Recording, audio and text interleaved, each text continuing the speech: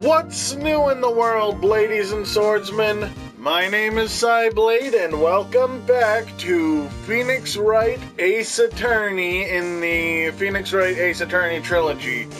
We're picking up where we left off last time, and we're about to be introduced to the first witness who definitely didn't have anything to do with the murder itself. But before that, I'm sorry to have to say it, but around 63% of you are still not subscribed yet, so please remember to hit that subscribe button if you have not already. And if you have, please remember to click the like button if you enjoy these videos. Also, remember to follow me on Twitter and Facebook. Leave comments down below and share these videos on your social media. Twitter, Facebook, Instagram, Discord, whatever, what have you. Because sharing and commenting helps me out with the YouTube algorithm. YouTube's like, hey, people are liking this and showing it around to more people. Let's show it around to more people too for more views. And that's what will happen. I'll get more views, view hours, hopefully more subscribers, people will hopefully do everything I told you to do and get me even more subs, and eventually I'll be able to get monetized, be able to take care of myself, my parents, my dogs, my cats, the more than 10 stray cats we feed on a regular basis. And most importantly for you guys, I'll be able to afford a better editing software to improve your viewing experience. So helping me will help you guys in the long run. And really, we should all just strive to help out each other, you know? Be better people, make the world go around, make it a better place. But without further ado, let's cut right into this, shall we? The prosecution calls the defendant, Mr. Butts, to the stand. I'm pretty sure there's a right to not be called to the stand so you don't incriminate yourself. I don't think they can just force you to go to the stand and call you as an option. In fact, I'm pretty sure the last thing you want to do in court is to go on the stand if you are the defendant. Good to know. See?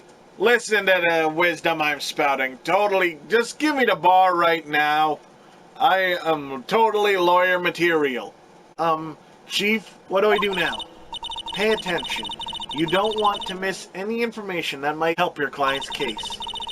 You'll get your chance to respond to the prosecution later, so be ready. Let's just hope he doesn't say anything unfortunate.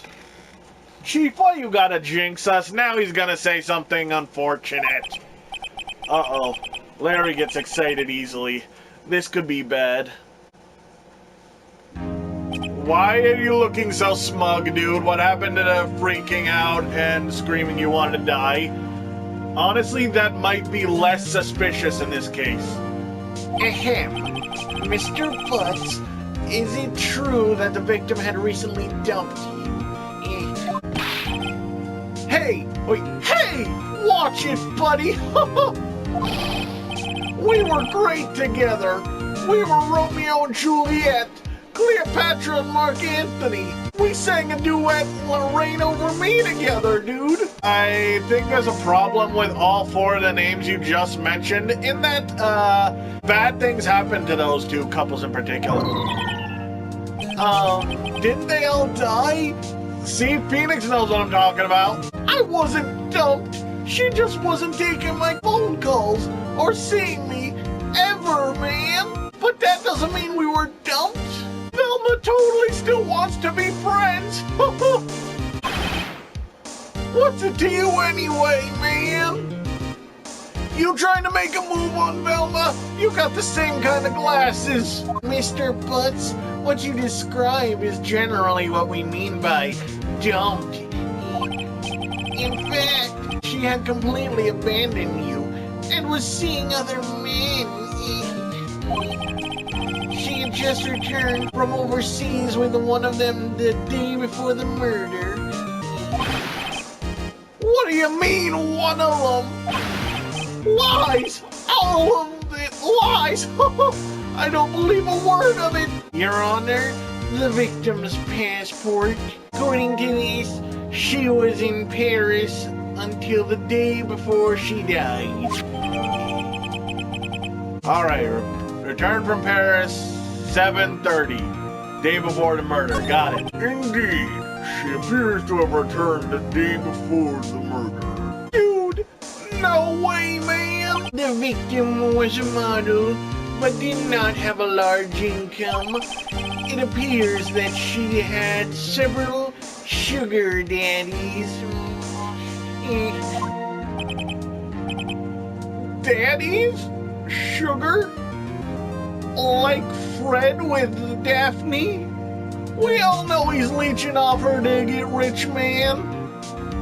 How do you think he can afford the mystery machine, dude? Yes, older men who gave her money and gifts. She took their money and used it to support her lifestyle. Wow. It's a lot easier to talk about this murder case when the person who got murdered was a terrible person. Dude!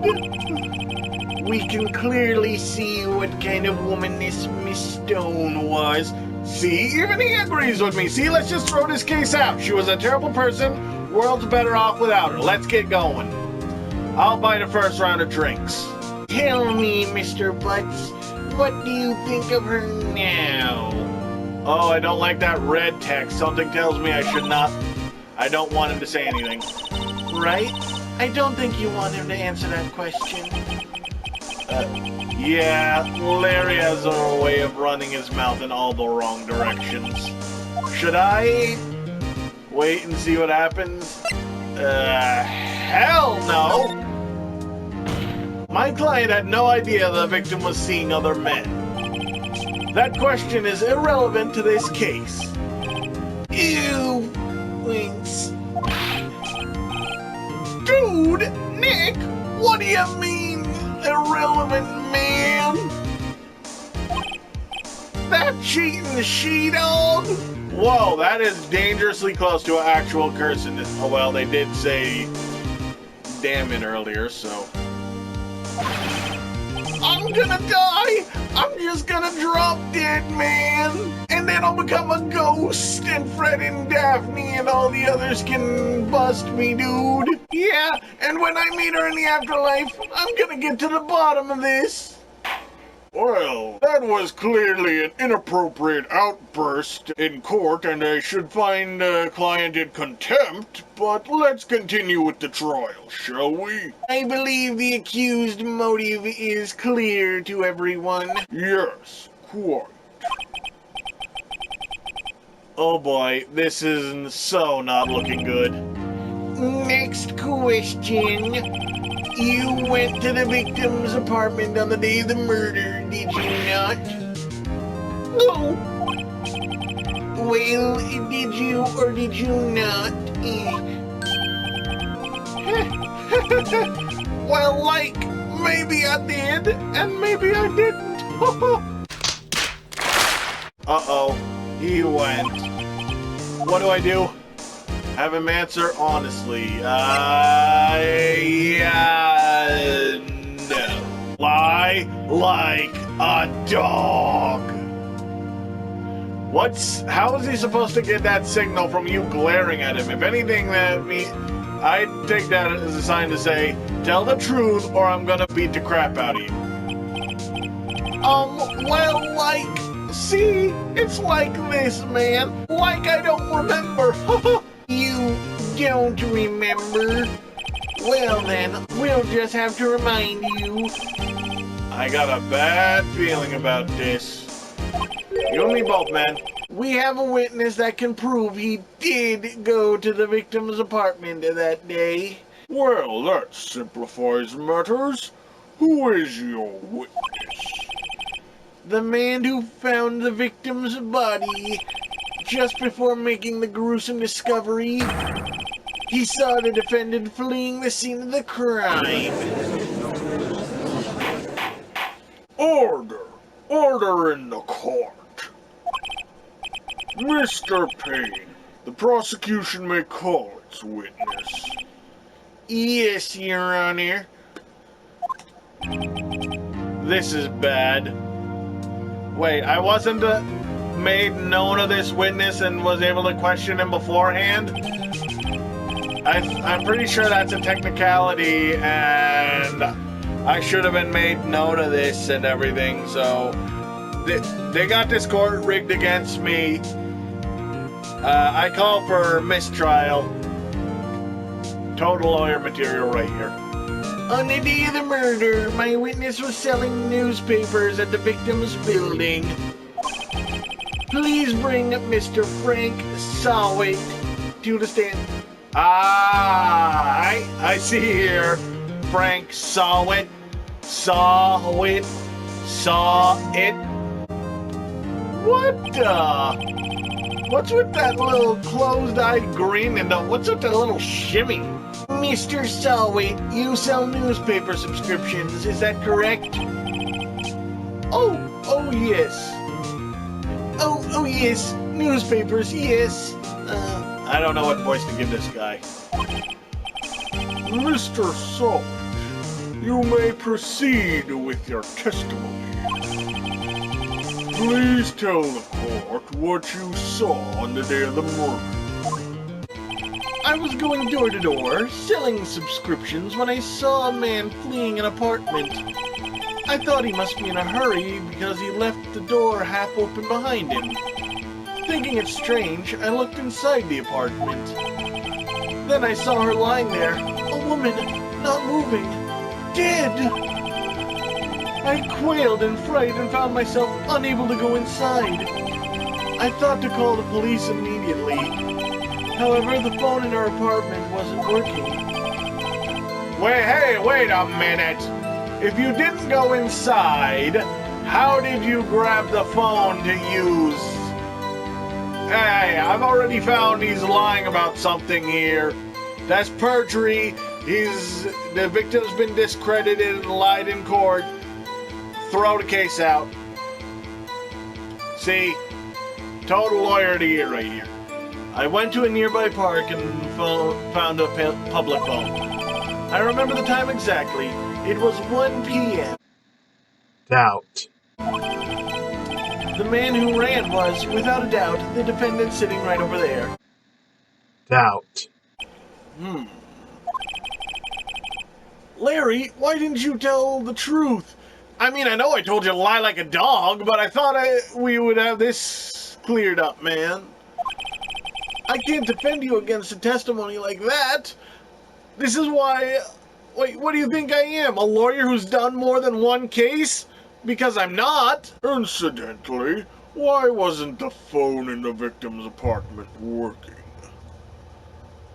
I mean, maybe she dropped it once and it doesn't work right. Maybe there are no batteries in it. I mean, the list goes on, Your Honor. I mean... Your Honor, at the time of the murder, there was a blackout in the building. Aren't phones supposed to work during a blackout? Yes, Your Honor. However, some cordless phones do not function normally. The phone that Mr. Sawit used was one of those, which he used somehow from like 5 feet away without ever going into the apartment. I find that strange myself, but I didn't ask any questions. Your Honor, I have a record of the blackout for your perusal. Electricity, noon to 6 p.m. Okay. No, Mr. Wright. Yes. Yes, Your Honor. You may begin your cross-examination. Cross-examination, Your Honor? Of course! For real, did I actually pass the bar? How do you not know what a cross-examination is? Alright, Wright. This is it. The real deal. What exactly am I supposed to do? Why, You exposed the lies and testimony the witness gave you. Or just gave. Lies? What? He was lying? Like, I know he said he used the phone in her apartment without ever going in it, but I didn't think that was a lie. I thought that he was just magic and he could stretch his arms like Mr. Incredible. That's the only thing I could think of. Your client is innocent, right? Then that witness must have lied in his testimony. Or is your client really guilty? Ugh! How do I prove he's not? You hold the key. It's in the evidence. Compare the witness's testimony to the evidence at hand. There's bound to have been a contradiction in there. First, find the contradictions between the court record and the witness's testimony. Then, once you've found the contradicting evidence, present it and rub it in the witness's face. Even though that would probably constitute assault and misconduct in court and get this case thrown out. But that would also get your client off, so if you want to do that, go right ahead. Okay. Open the court records with the R1 button, then point out contradictions in the testimony. I was thinking I was gonna use the voice changer app I used in my Cuphead video, if you guys saw that, but that would make this video probably 2 hours in total, before editing admittedly, but then filing all that down would still take forever. I was going door to door selling the subscriptions when I saw a man fleeing the apartment. Press, what's that? Isn't a man leaving an apartment a common sight? Exactly. I find it odd you would take notice of it. I don't know. He just seems strange to me, that's all. Hey, that's profiling, buddy. And profiling is wrong. Like he was mad and frightened at the same time. Just like a criminal fleeing the scene of a crime. That's a little specific, but okay. The defense requests the witness refrain from conjecture. Exactly! Phoenix. See, he's totally a good lawyer. He's bringing up conjecture. Throw this case out. Of course, what the witness meant to say was that the man he saw looked suspicious. So what happened next? I thought he must be in a hurry because he left the door half open behind him. Thinking it strange, I looked inside the apartment. Hey, I'm pretty sure that's illegal. That's invasion of privacy. You can't do that! What gave you the idea to do that? Well, the door was half open, you see. Isn't it only human to want to peek? No. No, it is not. That's something a creeper does. And I'm not a creeper. In fact, like I said, I'm quite sure it's an invasion of privacy. This witness has committed a crime. He is not a reliable source of information. The witness is flawed or tampered or something. Throw this case out. I win. We climb mountains because they're there. It's the same thing.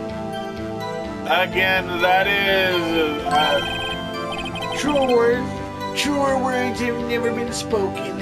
Anyone would look inside, and they would be arrested for invasion of privacy, and quite possibly trespass. Why did Payne cut him off so much?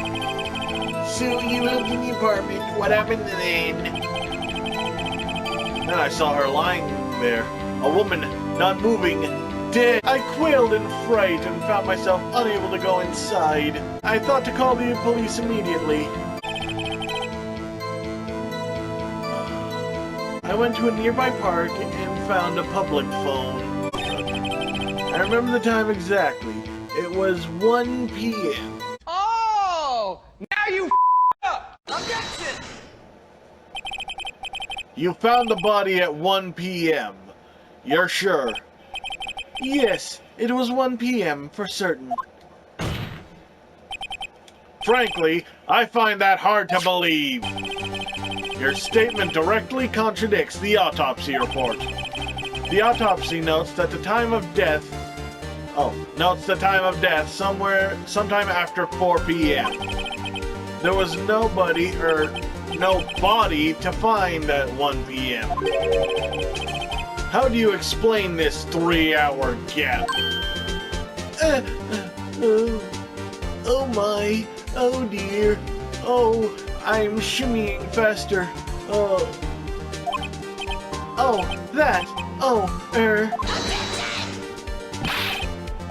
This is trivial, and the witness merely forgot the time. After his testimony, I find that hard to believe. Mr. Sawit, why were you so certain that you found the body at 1 p.m.? Gee, that's a really good question. Alright then, everybody, that's where we're gonna stop this for now. Phoenix Wright, Ace Attorney, it's honestly a fun game. You wouldn't think you're just pretty much sitting here listening to what they say and just clicking a button, but honestly, there is a lot of tension and drama and action to it, more than you'd really expect from a game like this, and I'm enjoying it. I'm usually not too big a fan of dramas, but this one does it well, and the drama is, in the moment. There's tension behind it and everything, rather than all these different things building up over time until someone explodes or whatever. Makes a big issue out of really nothing. I don't really like that, but this is good. I'm enjoying it, and hopefully you guys are too. And hopefully you're looking forward to us getting to the bottom of this. But for now, thank you all so much for watching. If you like this, want to see more, go ahead and slash that subscribe button. If you like this video, give a quick cut to the like button. Leave a comment down below. Share it around with all your friends. Be sure to click the notification bell so you never miss it when I upload a video. And be sure to follow me on Twitter and Facebook. Then I'll see you in the next video. But until then, ladies and swordsmen, stay sharp.